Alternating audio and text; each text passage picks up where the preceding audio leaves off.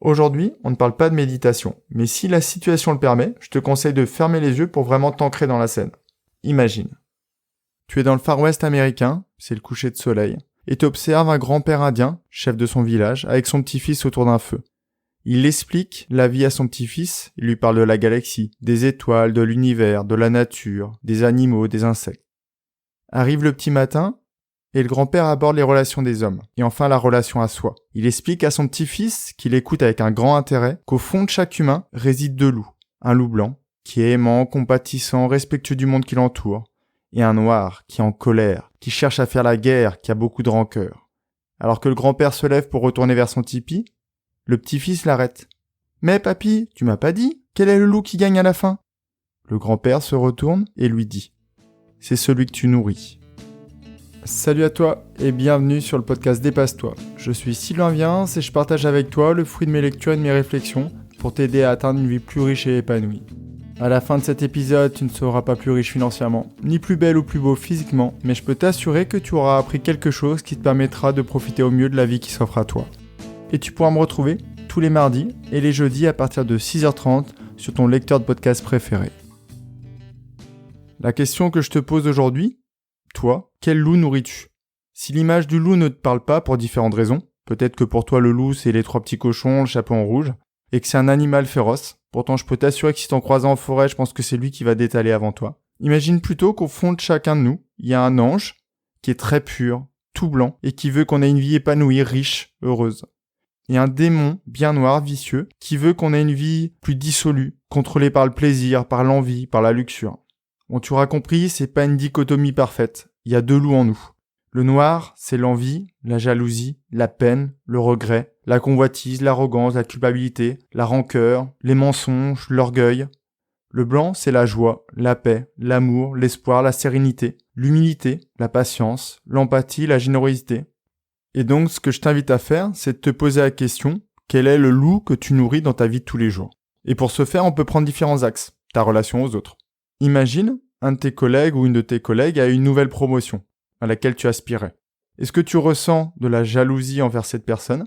Ou au contraire, est-ce que tu es capable d'aller la voir, de la féliciter et de la rassurer sur le fait qu'elle ait les épaules pour sa future mission ?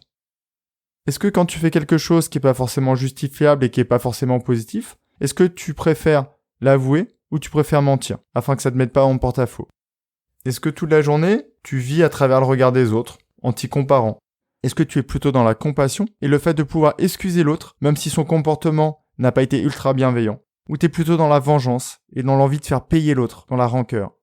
Es-tu plutôt un donneur ou un preneur ? Est-ce que tu donnes de toi, le bénévolat, de l'aide sans contrepartie, la transmission de savoir, le partage ? Ou t'es plutôt dans la demande, dans l'utilisation de l'autre ? Au-delà du comportement que tu as avec les autres, on peut se poser la question du comportement que tu as avec toi-même. Imagine, tu échoues à quelque chose. Est-ce que tu es du genre à te dire « Sylvain, on a loupé ce truc-là, la prochaine fois, il faudra y penser et on réussira » ou « Sylvain, t'es vraiment trop nul, t'as loupé et la prochaine fois sera exactement pareil ». Après un échec, est-ce que tu es du genre à te dire « Ok, on a planté la chose, on retient la leçon qu'on a apprise aujourd'hui » ou tu es plutôt du genre à ressasser tout ce qui s'est mal passé et à imaginer ce que tu aurais pu avoir si ça avait réussi. Au-delà du comportement que tu as avec les autres ou envers toi-même et de toutes les pensées négatives que ça génère, on peut se poser la question des activités et des loisirs que tu as, sous la forme de cette question. Quelle est la nourriture que tu donnes à ton corps et à ton esprit ? Est-ce qu'au niveau lecture, t'es plus roman d'aventure et autobiographie, ou t'es plus polar et roman post-apocalyptique ? Je peux t'en parler parce que je suis un grand fan de zombies. Sauf que je me suis rendu compte qu'en lisant tous les soirs, j'exerçais mon angoisse et mon anxiété. Au niveau de la musique, est-ce que tu es plus Happy de Pharrell Williams, ou tu es plus sur du Marilyn Manson et du Nirvana ? Encore une fois, même si consciemment tu ne t'en rends pas compte, écouter des chansons qui sont violentes ou mélancoliques, ça a un effet sur toi. Ça te fait ressentir de la tristesse ou de la colère. Et ces émotions qui sont considérées comme négatives te font avoir des pensées qui peuvent être négatives. Par exemple, ma chanson préférée c'est Mad World de Gareth Jules. Dans cette chanson, l'enfant nous dit que ses plus beaux rêves, c'est quand il meurt. C'est pas hyper gai. Mais je ne vais pas écouter cette chanson dans les journées sans, ou quand je suis déjà en train de ressentir de la tristesse. Tu peux faire le test demain matin. Tu mets une chanson qui est extrêmement mélancolique et tu vas voir l'effet que ça te fait sur toi. A contrario, le surlendemain, tu mets une chanson qui est extrêmement joyeuse, extrêmement dynamique et tu vas voir que ça va te donner le sourire et tu vas avoir la pêche. On peut continuer comme ça dans la vie de tous les jours. Est-ce qu'au niveau de la télévision, t'es plus du Cyril Hanouna et France Info, ou Thalassa et d'autres émissions culturelles? D'un côté, tu nourris ton cerveau de culture, d'images épanouissantes, et de l'autre, tu le pollues avec du divertissement, avec des news qui te plombent le moral à longueur de journée. Je ne vais pas trop te parler des news aujourd'hui, parce qu'en fait j'en ferai un épisode complet. C'est un changement que j'ai apporté à ma vie il y a quelques mois de ça, et ça a eu un impact vraiment hyper positif. Au niveau de la nourriture, est-ce que t'es plutôt du genre à manger de la nourriture saine, des légumes, des fruits, des produits qui n'ont pas été trop industrialisés, ou au contraire t'es plus dans la junk food? Si au moment du repas t'arrivais à conscientiser les voix de tes petits loups, tu te rendrais rapidement compte qu'il y a le petit loup blanc qui dit « Donne-moi de la bonne nourriture, de la nourriture saine », et t'aurais le loup noir qui te dirait plutôt « Donne-moi du gras, du sucré, quelque chose qui m'apporte de la dopamine très rapidement, s'il te plaît. » On pourrait continuer comme ça toute la journée. Est-ce qu'au niveau de tes loisirs, est-ce que t'es plus jeux vidéo ou séance de méditation? Est-ce que t'es plus balade dans la nature ou après-midi télé? Encore une fois, et je pense que je vais répéter cette phrase dans quasiment tous les podcasts, la première étape c'est d'identifier. Et c'est quelquefois très difficile de se rendre compte qu'on a des comportements qui vont pas vers l'objectif auquel on tend, à savoir une vie plus riche, plus épanouie. Quand tu nourris ton loup noir, tu ne suis pas cet objectif. Il faut y aller petit pas à petit pas. Il faut que tu arrives à déconstruire ces comportements, à les réparer et à en mettre en place des nouveaux. Forcément, du jour au lendemain, tu ne vas pas pouvoir passer d'un comportement de jaloux, de possessif, de colérique, à un comportement avec beaucoup de compassion, beaucoup de gratitude, beaucoup de calme. Si le sujet résonne en toi, ce que je peux t'inviter à faire, c'est par exemple de retracer ce que tu as fait hier, ou peut-être plus simplement, de retracer ce que tu vas faire toute la journée. C'est peut-être un peu biaisé, parce qu'il y a peut-être des pensées que tu aurais pu avoir normalement, que tu ne vas pas avoir aujourd'hui parce que tu as écouté cet épisode. Mais l'idée, c'est de voir donc dans ton comportement, dans tes attitudes classiques que tu as dans une journée normale, quels sont les moments où tu nourris ce loup blanc, quand tu suis tes passions, quand tu fais des choses plaisantes avec les autres, quand tu es en relation.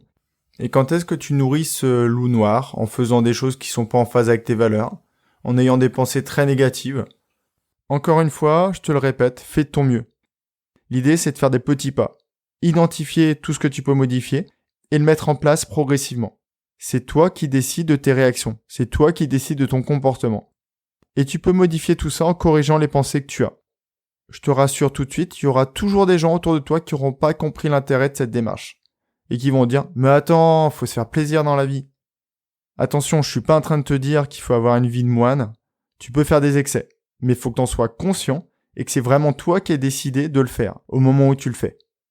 Je ne te demande pas non plus d'essayer de tuer ce petit loup noir, car en fait le loup noir aussi c'est le pessimisme. Et c'est aussi la manière, par exemple, quand tu vas aborder un nouvel objectif ou une nouvelle activité, c'est aussi lui qui va dire « Attention, là ça peut être compliqué ». C'est lui qui va te permettre de voir les points de vigilance, par exemple. Donc, il faut l'entretenir, mais il faut faire vraiment très attention à ce que ce loup noir ne mange pas toute la nourriture du loup blanc. Sur mon site, je vais te proposer 2 descriptions, en reprenant un peu ce que je t'ai dit dans le podcast, mais de manière un peu plus détaillée.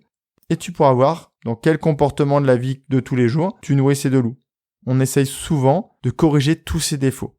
Mais quelquefois, il est plus souhaitable de renforcer ses points positifs, ses qualités.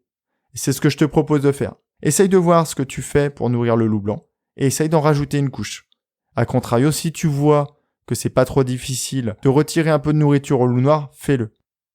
Avant de te quitter, je voulais te donner un dernier conseil. Si jamais tu as des enfants, tes propres enfants ou dans ton entourage, je te conseille d'utiliser cette histoire. Elle est très imagée et ça permet à l'enfant de vraiment comprendre. Comme ça, à chaque fois qu'il aura un comportement qui n'est pas forcément adapté, tu pourras lui poser la question. Quel loup tu nourris? Le gentil ou le méchant? Ça marche extrêmement bien avec ma petite fille de 6 ans. J'espère vraiment que cet épisode va te permettre de réfléchir aux pensées négatives qui te traversent l'esprit toute la journée. Et ça va peut-être te permettre aussi de corriger certains de tes comportements. Et ce sera encore un petit pas vers cette vie riche, épanouie et pleine de sens. Je te dis à très vite pour le prochain épisode. Et comme d'habitude, n'hésite pas à le partager si tu penses que ça pourrait servir à des gens de ton entourage. Prends bien soin de toi et à très très vite.